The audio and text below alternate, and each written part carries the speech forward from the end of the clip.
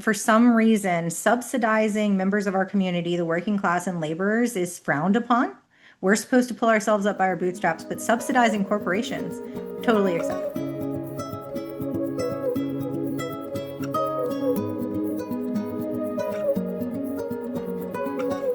Welcome back. We are back with the Foolish Optimist Podcast. I'm your host, Amy McDonald. You know who I am. Wherever you are listening, if you could do us a favor and rate or review it or follow us, that's a huge help. And that helps push these candidates out in front of other people. Obviously, I'm very excited about our guest this week. Dr. Candice Duvieihl is running in the Every U.S. everybody always takes the second guess at it. So yeah. I was like, I think Dr. Candice is running in the U.S. House of Representatives Democratic primary for Alabama's Congressional District number 5.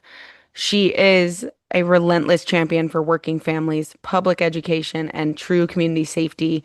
A seasoned leader and a problem solver, she is building a people-powered campaign that centers around everyday Alabamians, not corporate interests or political insiders. You can follow along with her campaign at her website, which is Candice Duvieihl, Duvieilah, for Congress.com, or on Instagram and TikTok at Candice for Congress. And she has a Facebook. So you can find all that at her website. Candice, thank you so much for being here. Well, thank you for having me, Amy. I'm excited to be here. And just so you know, everyone messes up the last name. It's honestly become a joke at this point. But I like to tell people it is verifiable proof that I never had intention of running for office because my maiden name was Dollar, like a dollar bill, DOLL. Oh, that's a If I great had, politician's name. yeah, if I had intention of running for office, I would not have changed my name. But here we are. And, I got it from my husband. His family's Cajun French, born and raised in and around New Orleans. Oh, So that's where it comes from. it is very French. Duviel. Yep. Did I get it? Yes. All right. We're going to start the way we always start. Why are you running in 2026? What spurred it? So I am running for office first and foremost because I'm a mom and I am a member of a very solid working class family. My husband's a blue collar worker, he's a disabled veteran. I have student loans that I'm making payments on every month. I have dealt with mortgages and VA loans and all of those things, and I know what it's like to live that working class life. The longer answer to that is that I am tired of watching unqualified, incapable, incompetent people run our country. And I'm like, is that longer? Because that seems really succinct to and me, and I agree wholeheartedly. So, well, with that, so my qualifications are really why I'm running. I'm running because I had this set of qualifications, and I know that I can make the community better here in Alabama's 5th district using my credentials, my professional experience, and my degrees. I'm a government accounting expert. I'm a policy analyst. I work for the largest company no one's ever heard of that manages government accounting. Like what is I that? So the company I work for provides financial management software, courts and justice software. We have over 6,000 employees. We are in the Philippines, we're in Guam, we're everywhere. But the software I specifically work with manages government accounting. So particularly here in the city of Huntsville and the city of Decatur, if you pay your utility bill, if you pull up the city's budget, if you look to see how much they spent in the parks department last year, all of that information is getting pulled out of the software that I advise developers on building. So there is very little happening financially in this district that I don't understand, and there's very little happening from a policy standpoint that I don't understand. What is your doctorate in? So I have a doctorate in education administration. I have a master's in public administration, which is essentially a business management degree, but for the public sector, for entities that are not supposed to turn a profit. And then I have a bachelor's in public policy. I'm So smiling because I appreciate that you have admitted that government doesn't need to turn a fucking profit. it's Not a everything whole needs to be different a, educational discipline. And I yeah. can't tell you how many times I have screamed that into the void when people start talking about, oh, he's a great businessman. Love that for him. There's a whole different policy, education, school of thought around public administration because government is not supposed to be run like a business. Businesses turn a profit. Government is supposed to benefit the community and it's supposed to be a net positive for the community. Those are two very different things, both accounting, but two very different end goals. Well, it's also like government does things that there's no business market for, right? Like it's things we need to do. We need to take care of the children. The children are the future of our country. We need to take care of single parents and we need to take care of people who struggle. But because there's no profit in it, people are like, I don't want to, I'm not doing that because, you can't run a company on good vibes. Well, what we're watching happen right now is an attempt to privatize government things, Everything. right? We're Everything. watching in real time as they dismantle the Department of Education in favor of private schools, which are private entities trying to turn a profit, trying to Yeah. run a business. And we've seen that happening. That's what all of these programs are about. Yeah. Even the ICE raids, that is about Making profit for money. private prisons. Like It's that, so much money. There's so much money. that It's blowing my mind that people don't recognize this. I'm like, we've got Core Civic and GEO Group popping up things everywhere. Nike's making and money off of it. Nike's providing them with their masks. laying off DoD employees, laying off auditors, laying off scientists, all of these things are happening in favor of handing it over to the private sector, which at the end of the day is going to cost us, the taxpayer, more money and benefit us less because their goal becomes profit, not a net positive for the community. Well, and that's been going on for some time, right? People keep talking about how our budget has ballooned, and it's actually the government's budget itself is not terrible. It's when we hire outside consultants who Mhm. charge a fuck ton of money, and they're like, well, you went 1 minute over into the second hour, so we're actually going to charge you that second hour, you know? Oh, and that's a joke among defense contractors is, oh, I work that extra 10 minutes and then I leave at 4:10 so that they can charge that hour Yeah. for their boss, right? And that's the direction that they're given by their manager, right? That's not them trying to steal the money. That's their manager saying, stay till 4:10 and then Right, leave, right? right. Well, and it's comical. It's not. It's fucked. Like you said, we're the ones paying for all this, and there's so many layers to it. Like ICE is one of them. The dog's drinking water right now. Hold on 1 second. I don't hear it. That's great. Okay, because he's like a big lab pit bull mix, and he like is noisy. Love him, noisy little guy. But I used to have a Great Dane. I totally get it.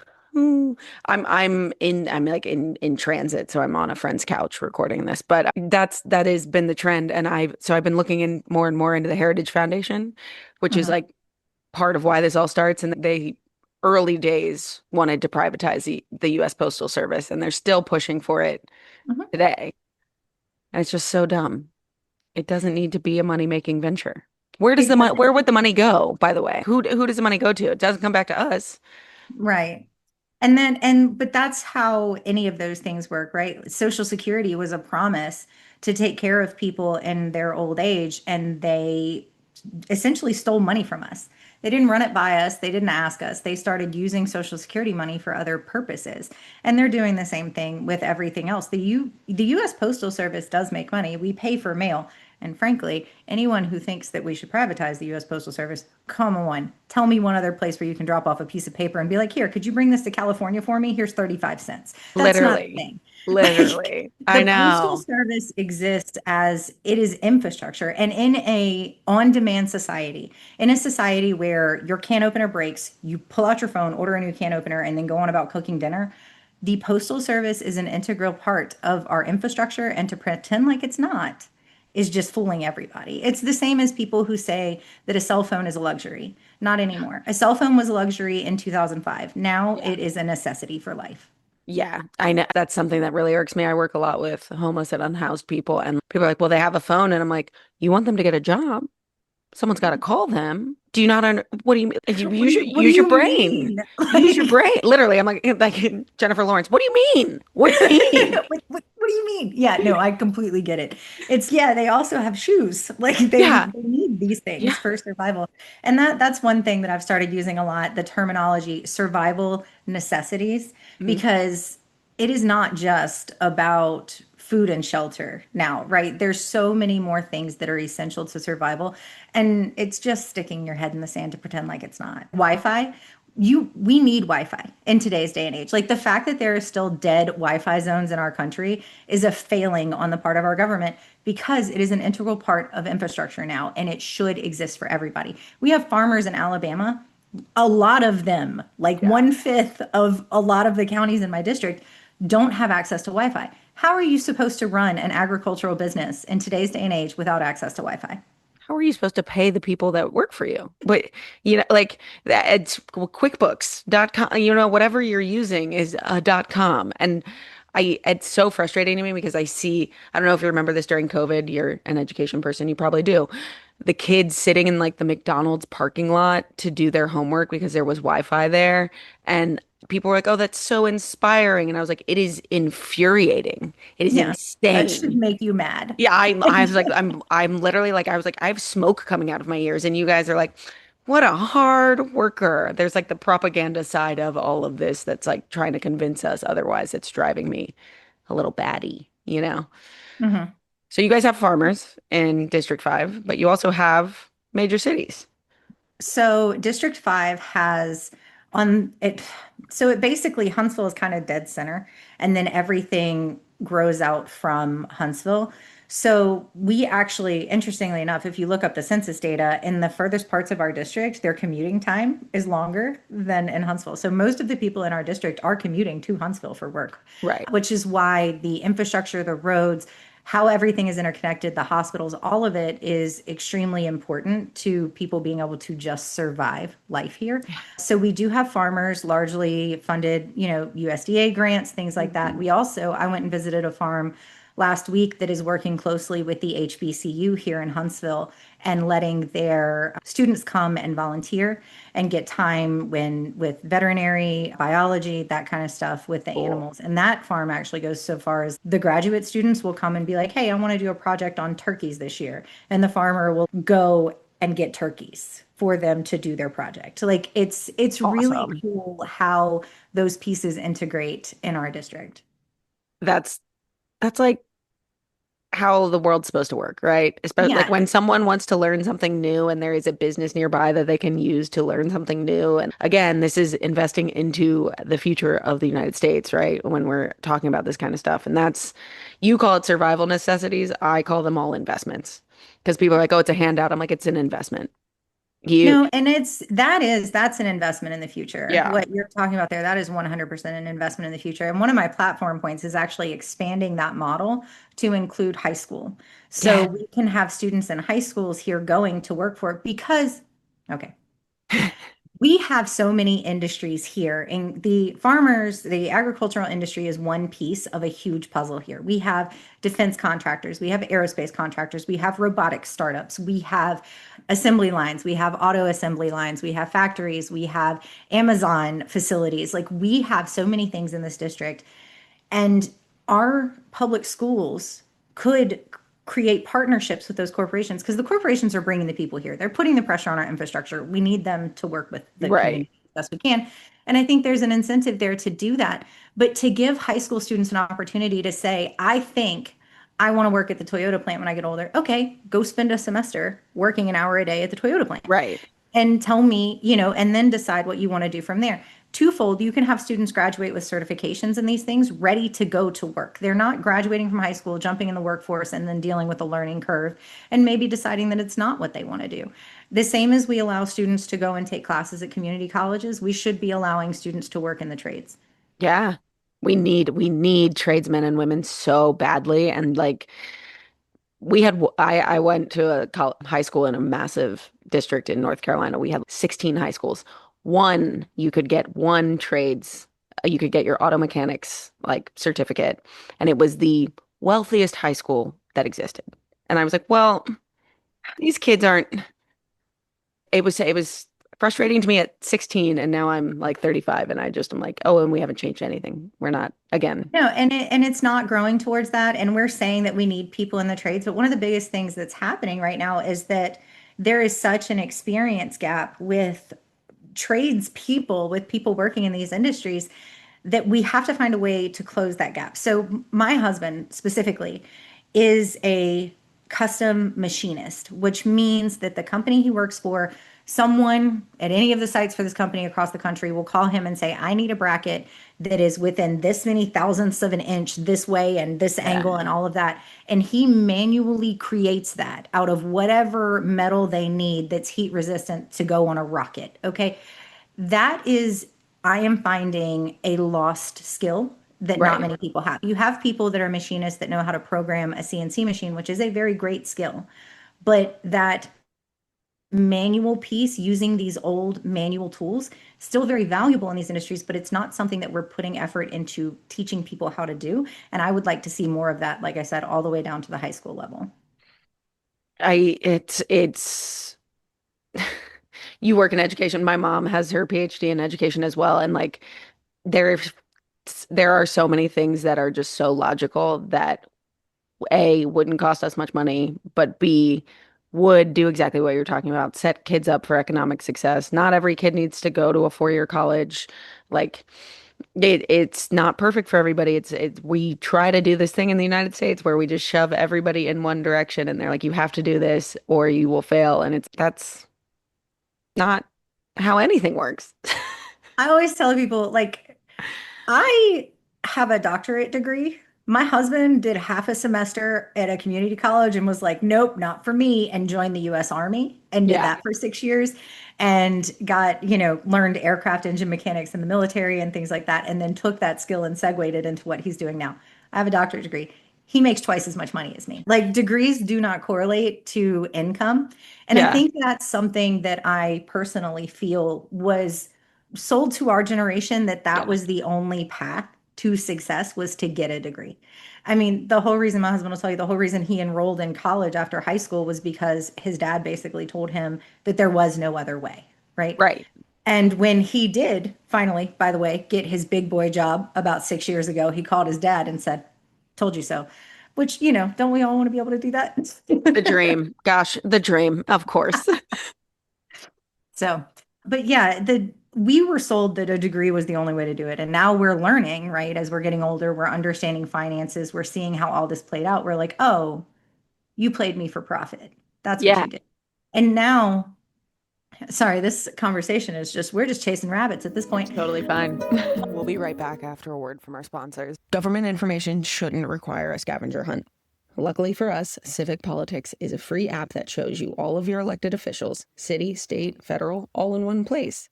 Download it now on the App Store or in Google Play Store and have the information you need in the palm of your hand. One of the things that is getting me is this, what is considered a professional degree and not professional degree.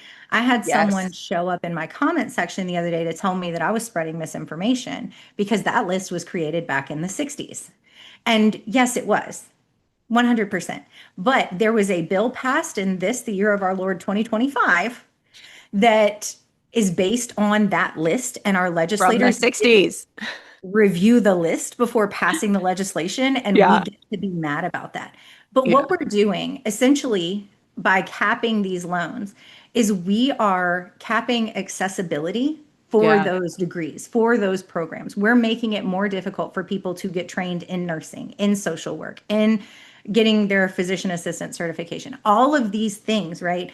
We are making less accessible to people who do not have a giant pile of money. And that is the bottom line of why that's a problem. Also, again, if your legislator passed a bill based on a list from 1962, you should hold them accountable for not checking the list. Well, and that's like also a trend, right? That's happening. We feel like things feel like they're going backwards, but the other trend is that I don't know if any of these congressmen are reading any of the things crossing their desk. They're Like not. the big beautiful bill thing. Oh, didn't read it. Sorry, like hands up. And I was like, it's your one job. You have a whole team. You've got multiple teams. You've got teams in your district office and in DC. A lot of them rely on trusted advisors, people that they consider trusted advisors, or lobbyists to tell them Yeah. how they should vote for something, Well, which some of is those lobbyists write those terrifying, bills. right? That's terrifying. So back up. One of the big political issues in Alabama right now, you're not in Alabama, right? You were No, in, I'm okay, in North Carolina right now. okay. Love the Carolinas. So one of the biggest things we're dealing with in Alabama is Democrats are afraid that if they vote someone in, they will be secretly voting with the Republicans once they get there. So I got asked in a community event the other night, how can we trust you not to flip when you get to DC? And my answer to that, very snarkily, was because I'm too smart for that. And and I went on to explain, and I will here, is that I understand the legislation. Yeah. There's not going to be a trusted advisor that will come in and tell me, oh, you're interpreting it wrong. Or, oh, no, that's not where the money's coming from. Or, oh, no, this is enforceable when it really isn't. Like, I am trained in understanding what you're asking me to vote on.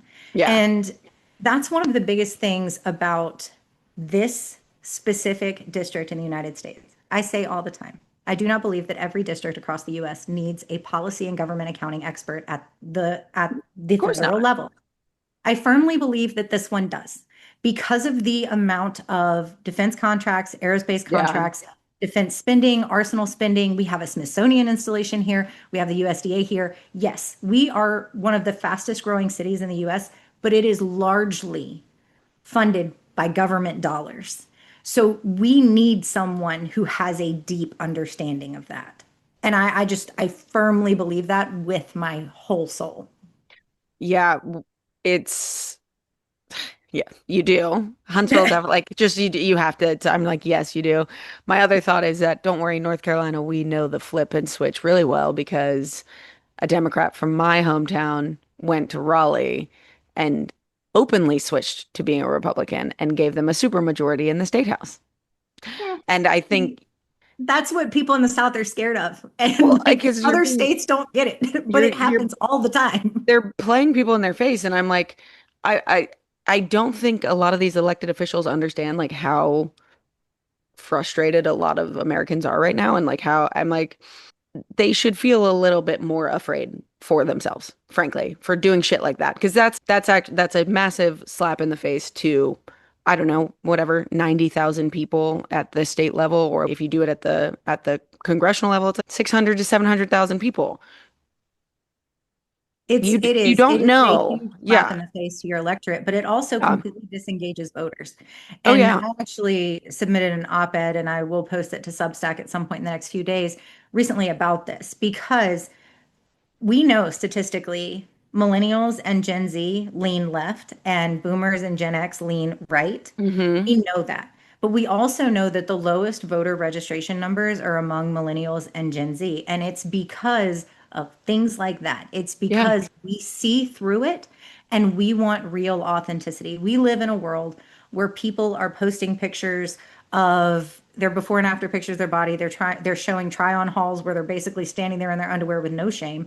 They are posting kitchen disasters. They're posting, Yeah. just absolute fails. We have become accustomed to authenticity. Yeah. So if you are bringing us the same old fake candidate with the backroom dealings, we see it, we clock it immediately, and we check out. And as long as we keep bringing candidates like that to the ballot, we're going to continue to not see voters turn out. Voters turned out for Zoran Mamdani, not because New York is a blue city, but because he's an authentic candidate, period. Yeah. And that that is a hill I'm willing to die on. Well, and that's like same with Afton Bain. Obviously, like we had a good special election that just happened here in the She South closed. again. She closed the gap. She closed the gap, and it's, you're from the South, I'm from the South. I don't sound like I'm from the South, which always throws people off. You don't either. But People people ask me, "You don't sound like you're from Alabama." Yeah, no, we like code switch. It's fine. I'm like, you give me a couple of whiskeys, you'll hear the accent. But I tell people this all the time, right? Especially our millennial generation. People are always like, you're so involved. Why do you care so much? Da, da, da. And I'm like, I don't know, but I know why my cohorts don't. It's because of the lack of authenticity. It's also because Congress has been fucking useless. We have watched an already semi-dysfunctional government. As soon as Barack Obama got elected, it just went off the deep end. I mean, I remember Mitch McConnell like looking in the camera and being like, I'm gonna block everything he wants to do. And I was like, pump the brakes, old man. And that was almost 20 years ago, and he is still sitting there. I was just like, oh, that's so you're just not gonna do your job because you don't like somebody? Well, and it's not even that is one piece of this that's it's not even do your job. It Yeah. is so you're just going to let millions of people suffer because you have a bone to pick with one man.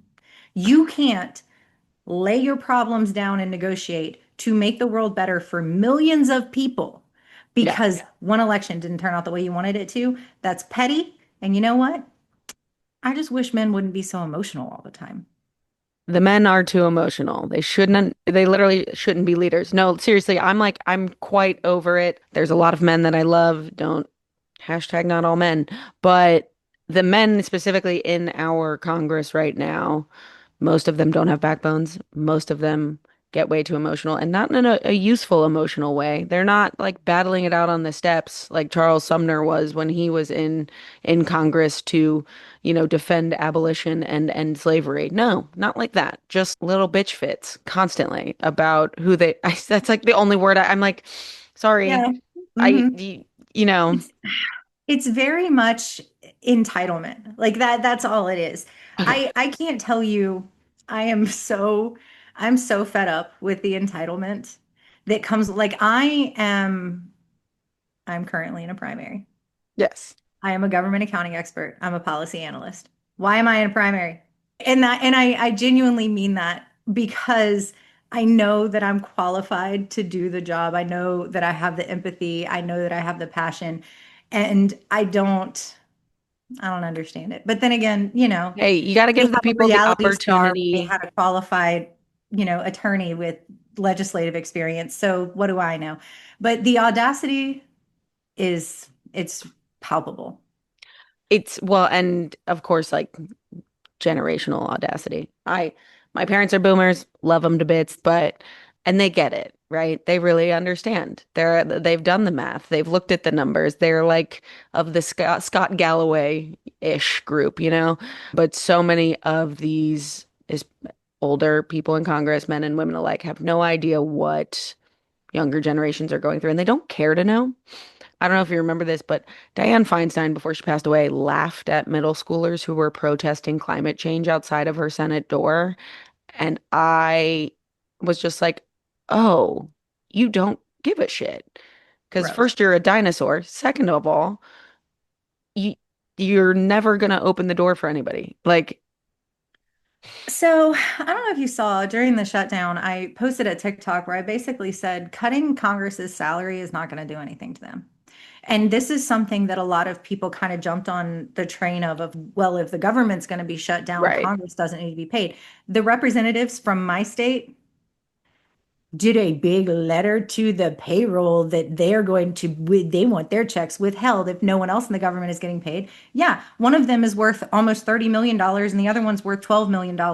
Them missing their paycheck this month, not going to hurt them, Yeah. not even a little bit. And that context Yeah. is so important because it's not magnanimous, it's not giving, it's Right. not caring about people, it's not trying to empathize. It is literally lying to people to make yourself look like a good person.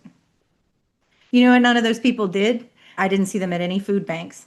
Yeah. I did see the Democratic congressional representatives from the state of Alabama working at food banks. Of I course. did not see any of the Republicans, but they did put out a letter. Like it just If infuriates. one more person puts out a strongly worded letter in the next 2 years, I think I'm gonna light someone on fire. I'm like, I'm done with the worded letters. I just do something, do fucking Did you anything. see my postal Literally, service video where I was like, he sent a strongly worded letter to the postmaster general. I'm not sure what else you want from him. Someone you commented on probably it, and didn't was get like it. he also renamed a post office. Yeah. And it's laughable at this point that people are still buying into this. They're still saying, "Oh, they care. He wrote a letter." And first of all, no, he didn't. His intern had ChatGPT write a letter, but that's a whole nother set of Pattersons. So. We'll be right back after a word from our sponsors. If you care about politics enough to listen to this podcast, you've probably felt the frustration of trying to navigate government.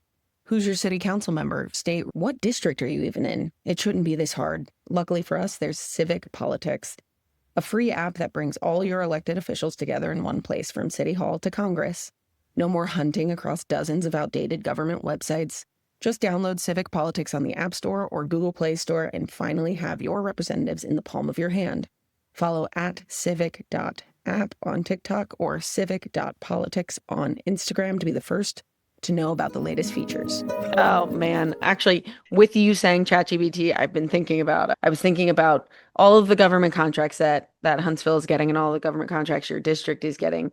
And you were talking about all of these people using the infrastructure and kind of finding a way to partner back and forth, right, between government contractors and high school or even college students. And I would love to know what your thoughts are in terms of either the government investing in an area, using resources or using the infrastructure or resources, or even like an AI company building a data center and using the natural resources, and like how we can navigate those types of partnerships moving forward.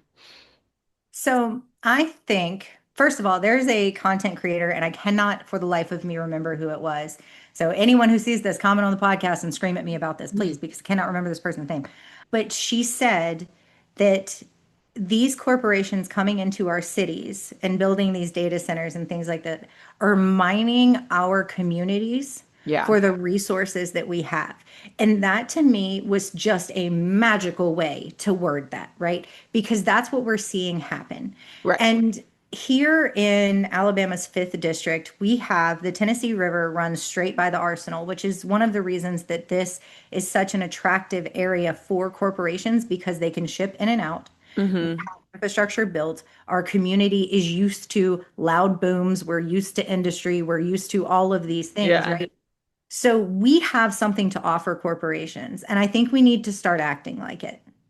I think these relationships need to be built on give and take. And there are situations where we do have corporations come in and build some sort of Novotech at the high school or right. something like that. We are seeing that with corporations, but we're also seeing them just come and take up our land. And then 2 years after they get here, we realize, oh, wait, they built a factory with 5,000 people working at it, and there's a 2-lane road that gets you to and from that factory. Right. Now we're going to have to use our tax dollars to expand that road. We're going to have to use our tax dollars to improve infrastructure to get public transportation there.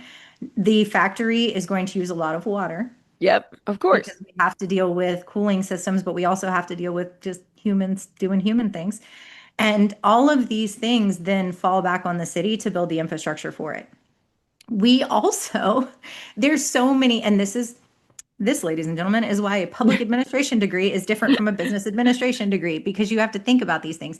If we bring 5,000 workers here to the new Toyota plant, that's fantastic. But we're also bringing maybe 4,500, 4,000 families here, which Yeah, means they will have children that need to be put in schools. We will have 4,000, maybe give or take, students that need classrooms. That means we are going to need 150, 120 new teachers, school right. administrators.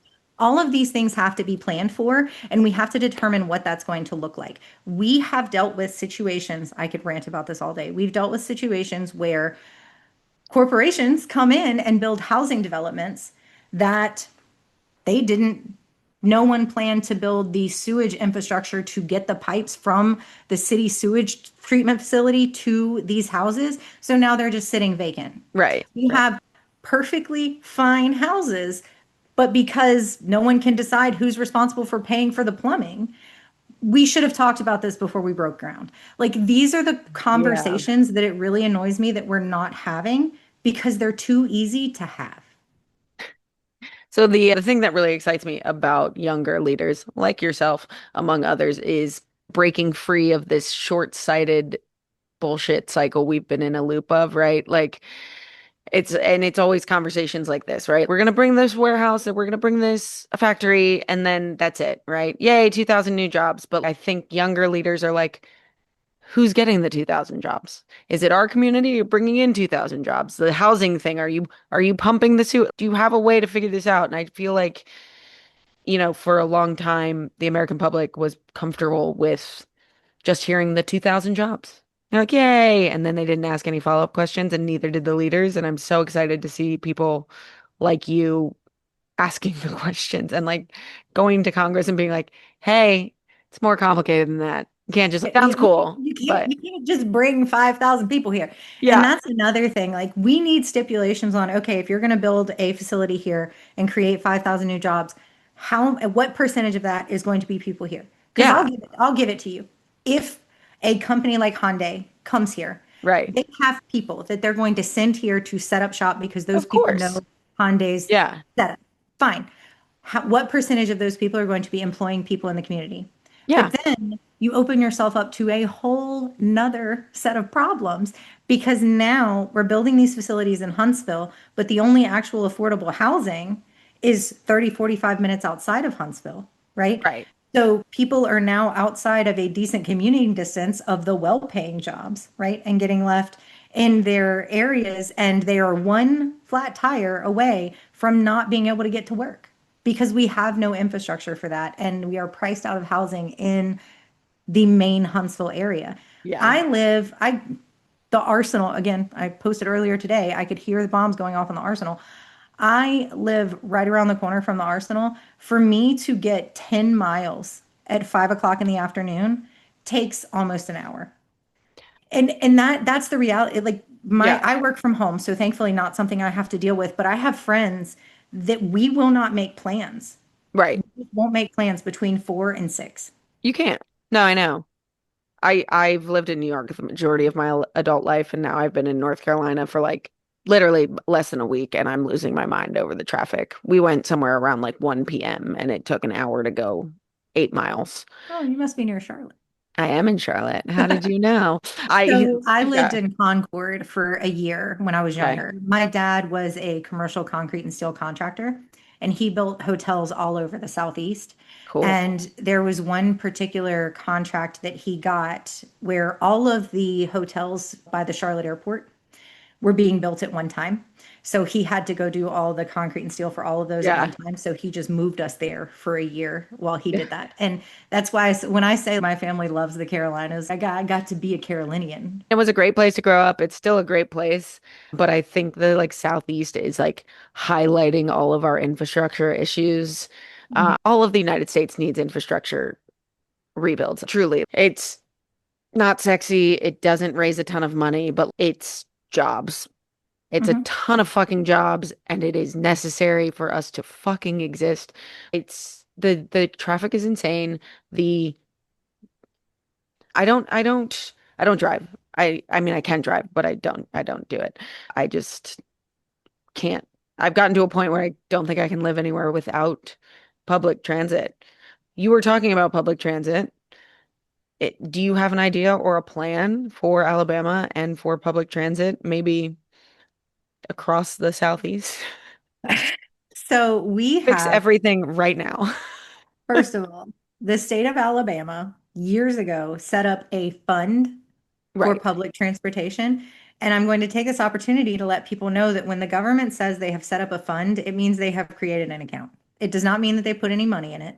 It doesn't mean that they have earmarked funds to go into that. A fund is a place where they could store some money if they wanted to.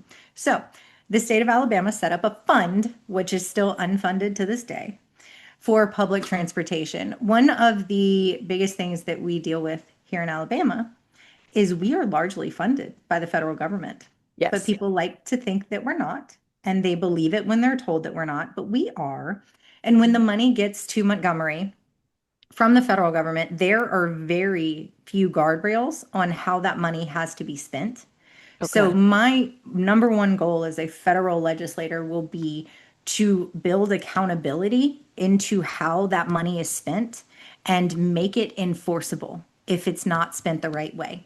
And I intend to do that with infrastructure funds. I intend to do that with education funds. I intend to do that every time I am looking into a bill and getting money for this district because I have talked to the leaders in Montgomery and they have told me once they hand it over to the contractors have very little accountability on how it's being spent, which, by the way, one of the major reasons the Alabama Department of Corrections is such a dumpster fire right now.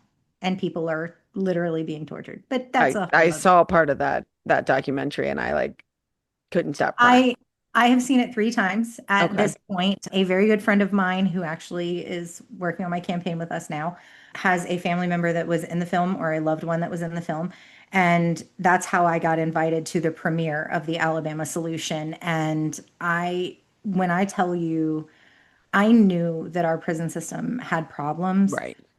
The extent of it is just mind blowing.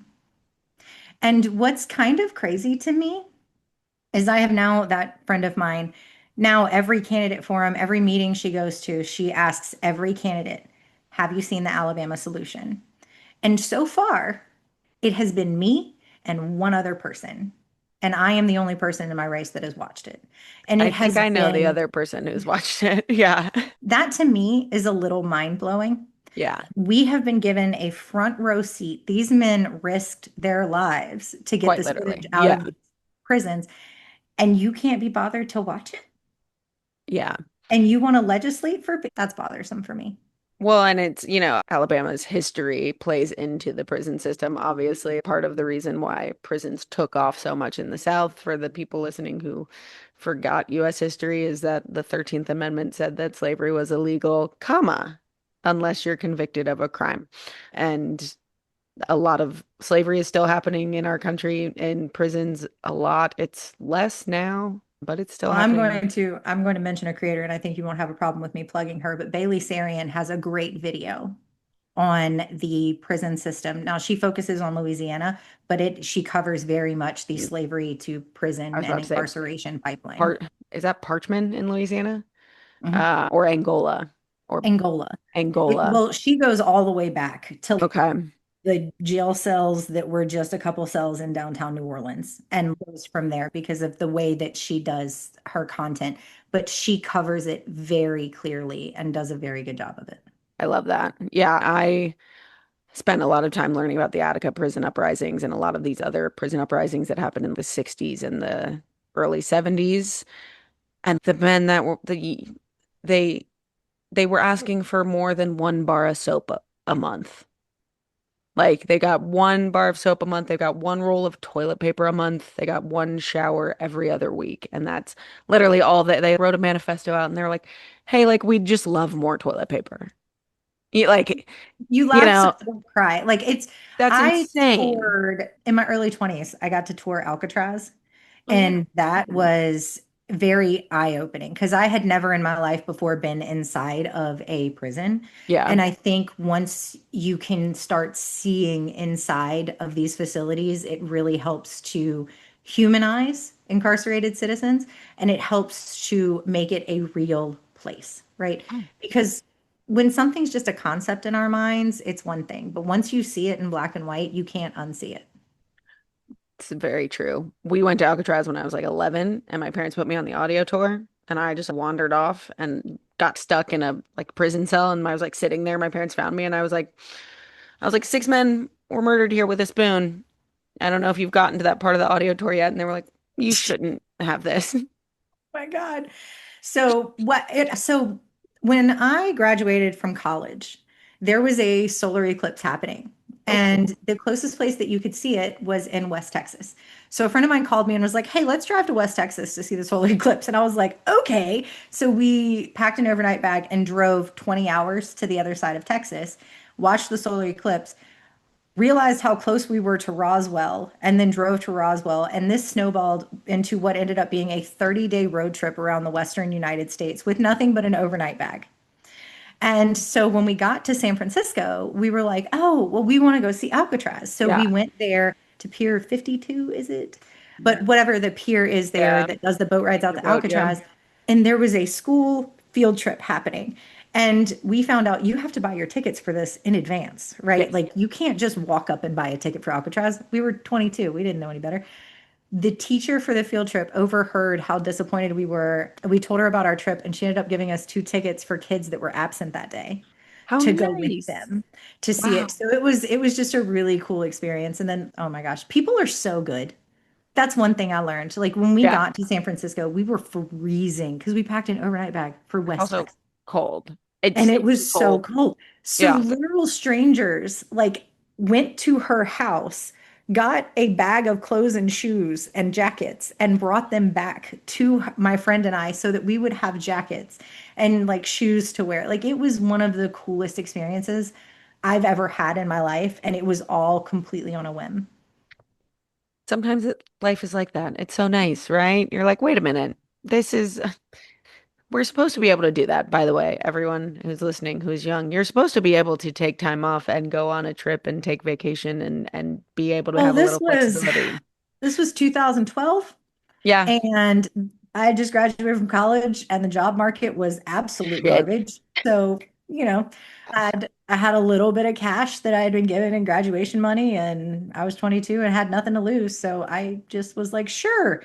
And it was literally like we'd wake up and be like, hey, did you know that this city is like 6 hours from here? And we just Yeah. kept getting further away from home. And then we were like, oh, we're in San Diego. Like San Diego's lovely, dude. San Diego is San Diego fabulous. Zoo is still my favorite zoo in the United States. It's literally No, one of the no best. offense to the Audubon Zoo in New Orleans, but still my favorite zoo in the United States. I'm going to New Orleans for the first time in January, and I'm very excited because it's like one of the major cities that I in the South that I've never been to, and I'm just New Orleans is an amazing place, full yeah, of amazing people. And it is, for me, the litmus test for what it looks like to accept people into your community. I Like, there is nowhere like New Orleans where people from every economic class, every race, every linguistical, yeah, training, all of it are just living and thriving in the same place, eating at the same restaurants, shopping at the same stores. I love going to New Orleans. I'm pumped. I think we've talked a lot about the things in your district that people are probably thinking about, right? We talked a lot about infrastructure. We haven't talked about affordability. Is that something that's, I know that's something every American's thinking about right now. We have not talked a lot about affordability. Affordability. So I did bring up affordable housing. Yeah. It's a combination of like distance to commute to work and all of that, because then if you're paying less for housing, you're paying more for fuel, and that becomes a whole nother issue. Yeah. But yeah, so there's a huge affordability crisis and inflation is on the rise. And I personally hearken it all the way back to COVID. Like I Yeah. think there's a lot of things that we let slide during COVID. I mean, I was one of the people that like bought shoes from companies that had switched to making masks instead of like making their product. I paid Yeah. prepaid for a pair of shoes, if that makes sense, Yeah. which is wild to think that we lived in a time like that. And then we had the supply chain issues, the quality of our products dropped, and I don't really think we ever saw any of that level out, right? And No. all of that circles back to greed and profit. If Yeah. I've reached a point where I can make you pay $3 for a can of black beans, why am I going to go back to only making you pay $1.29, right? Um, Remember when they were 89 cents? That is how much beans should cost. And I maybe I'm just old. Agreed. That's No, also agreed. that's also I how much a also gallon of gas I costed back then, remember guys. when the green beans in a can used to feed more than two people from one can. Did they got smaller, right? Or So they I don't just put think, less no, but in. there's less in the can. There's this much room at the top. And I'm talking That's to you, Del Monte.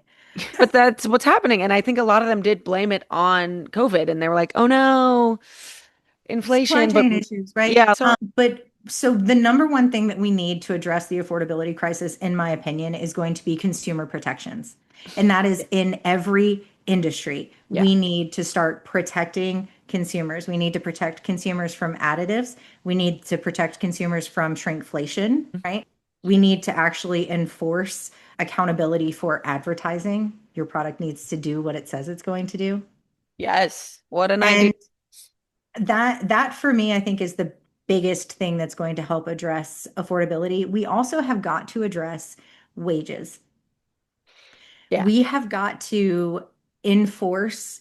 I personally am attracted to the wage differential where like the CEO is only allowed to make so much, X time. Yeah. yeah, X times what the lowest paid employee is. But I also see how they're going to get around that. Of course they are. And that's how this all started, right? And Like with I all of always the say stock this and with stuff. when we start talking about wealth taxes, because we absolutely need to find a way Yeah. to apply wealth taxes. For every one legislator like me that's working with a nonprofit lobbying organization to design a bill that will address these issues and allow us to tax these people, there are thousands of accountants that work for these corporations finding a way to get around it Yeah. before I even publish the bill. So we have to this is why I say we have to make these things enforceable and we have to loosen the rules so that there's not so many loopholes. Yeah. We like Yes. you need to be held accountable for paying your fair share of taxes. Like one of my favorite memes I saw recently, the the SpaceX feller posted on Twitter, I'm going to use this money to get humanity to space.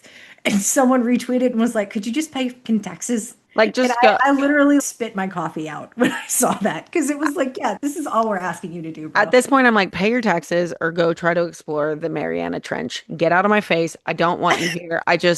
You want to go to space? You're a coward. Go to the bottom of the ocean. See if you come back. I don't know. I'm like, he could solve every issue in the world. And there's all of these billionaires could solve any issue they want to. And yet all they're concerned about is like looking cool. It's monopoly, right? Yeah. You have to collect as much money as possible. And this goes back to, so I'm always looking at stuff from I want to understand where you're coming from, or I want to psychologically figure out what's happening in your brain. Because for me, my family is at a point where we have enough. Right. You're like, Like we're I know good. what enough is. When I Yeah. have extra money, I start looking for places and organizations where I can spend that money to help the community. That is how I operate with my finances because my family has enough. Yeah. And we are very hardcore middle class. Like, Right. I don't want a bigger house. Who's cleaning that? My love language is quality time and acts of service. And Yeah. I've learned that about myself. It is not gifts. You can give me things and I'm going to be like, oh, thank you. This is so sweet. I appreciate you taking the time to find something for me. But the act of actually receiving I don't know, a pile of money, a candle, Yeah. a new purse. Like those things do not bring me joy. They don't bring me fulfillment. So I think that is the crux of the difference between people who hoard money and people who don't. It is what is your priority in life? And I think for them at some point, collecting zeros in their bank accounts just becomes like collecting coins in Super Mario. I mean, Like you're truly. not really sure what you're collecting the coins for. At least in Mario, it gives you extra lives, but you just know that you need to fly around and catch as many as you can, right? It's a wild concept to me that I can't quite wrap my brain around, but I've decided I don't have to. I just need No. you to stop it. And I just need the I government to don't, force them to pay taxes. and it's like your community, we don't want your money. We want a tiny little portion of it that you will never miss. I mean, again, we were talking about Social Security earlier. Elon Musk could fully fund Social Security. Yeah. And if he was But taxed we are appropriately. using Social Security to fund contracts that pay Elon Musk. That's the reality of what's happening. And for some reason, subsidizing members of our community, the working class and laborers, is frowned upon. We're supposed to pull ourselves up by our bootstraps, but subsidizing corporations, totally acceptable. That's just them working real hard. Which is where another big thing for me will be fully funding the Small Business Administration and giving them Yeah. the ability to enforce contract laws that require small businesses to receive a certain portion of contracts and require minority owned businesses to receive a certain portion of contracts. I actually did a podcast with the American Small Business League where we discussed specifically women owned small businesses. But that is another way that the working class Americans are getting screwed, is that, for lack of a better way to put it, my campaign manager is going to get on to me for saying screwed, but Sorry. I'm I've been cussing the kidding. whole But time. it's another way that, no, you do you. It's another way that we are just screwing over the middle class, Yeah, is making it impossible for them to get a hold of these contracts. The CEOs of these corporations achieved the American dream through government contracts. almost all of them. Like literally almost every SpaceX single one of them. is Yeah. largely funded with government contracts. Yes. Like all of these things are coming from the government, but small businesses just aren't working hard enough. Are you kidding me right now? Like I can't comprehend it. I literally, and so this is the I'm argument that getting I very make. ranty. I don't normally get this ranty on You're podcasts. totally fine. This is the argument that I'm usually screaming is that like investing in small businesses is an investment in the American future. Investing in corporations who aren't paying their taxes and aren't paying their workers enough to eat is double dipping into literally the coffers of the American taxpayer. People were getting mad about Snap, and I was like, oh, you're mad about individuals taking Snap, not Amazon, who doesn't pay 35% of their workers enough to eat. I can't get my head around it. And I think part of this is like a massive propaganda push and like media push about, again, talking about these billionaires, they pulled themselves up from their bootstraps. Elon Musk didn't need to pull himself up from his bootstraps. It's the butterfly effect. People Yeah. don't realize independence doesn't like you're just taking care of yourself is not a reality. And I tell people this all the time. You can't go out to dinner with two families without at some point discussing how you're going to split at least the tip. Right, right. Like you cannot expect to put 300 million people in a society together and not have to share money and work these things out at some point. So, how our government is spending the money that we've entrusted them to spend is a direct reflection of our values as a society. And right now, our values are not being displayed in how our government is spending our money. And they should be ashamed of themselves and they don't deserve to continue being trusted with our money. The only difference is we can't stop paying taxes because they take it out of our paycheck, which means the only option we have is to take their job from them and start controlling how the money is spent ourselves. Period. I love that. Okay, we have to do our final segment. We have to start to wrap up, It which has makes been me an hour sad. already. It's been an hour already. I know. So can you tell people where they can find you one more time, your website and your Instagram and stuff? Yeah, absolutely. So on Instagram, TikTok, I'm even on Reddit, so I'm still trying to figure that place out. And YouTube, I am Candice for Congress. And on Facebook, I am Candice Duvieihl for Congress. That's D-U-V as in Victor, I-E-I-L-H.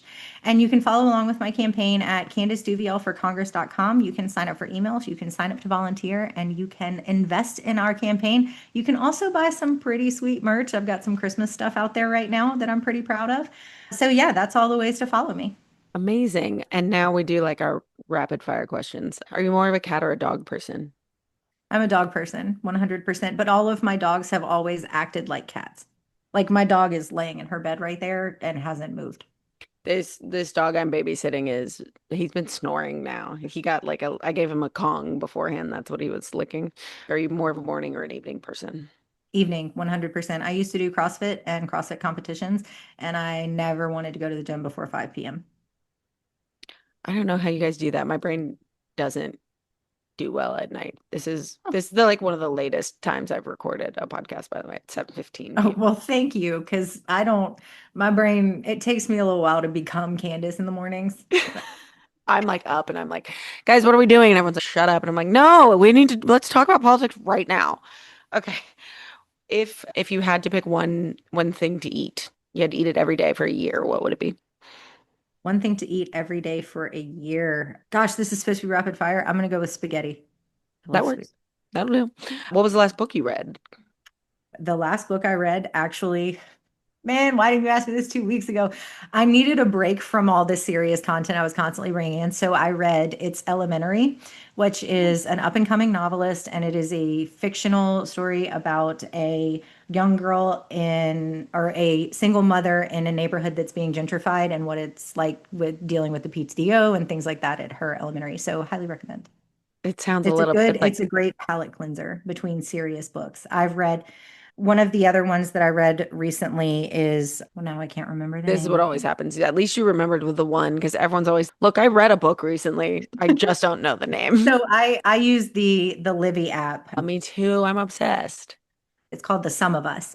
That one is a very informative book about the insidiousness of systemic racism and dog whistles in our current political climate. So It's Elementary is a great palate cleanser. Yes. You're like, you switch back and forth. I know. I just read a book about, I think it's called The Rivers of London, and it's basically it's the Metropolitan Police, but there's a magic element to it. And I was like, I needed this. Thank you. I just finished The Family, about the evangelical movement that's taken over our country.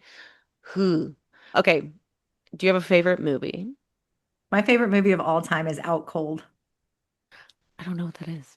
Oh my gosh. So it is Zach Galifianakis's like first movie, and it was when he was still just doing indie films and nobody knew who he was.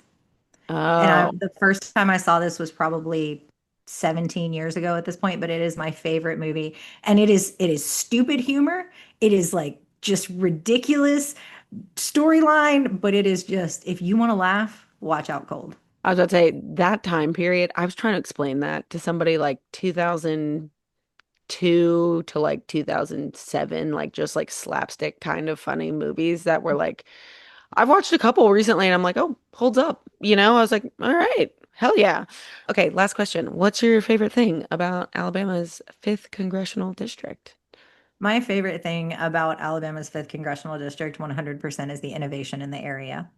It is, for me, one of my favorite things is to hear a rocket engine test or to pass by the Space Camp facility when the kids are doing their graduation. Like, I love that I get to be a part of a community that is literally fulfilling kids' dreams.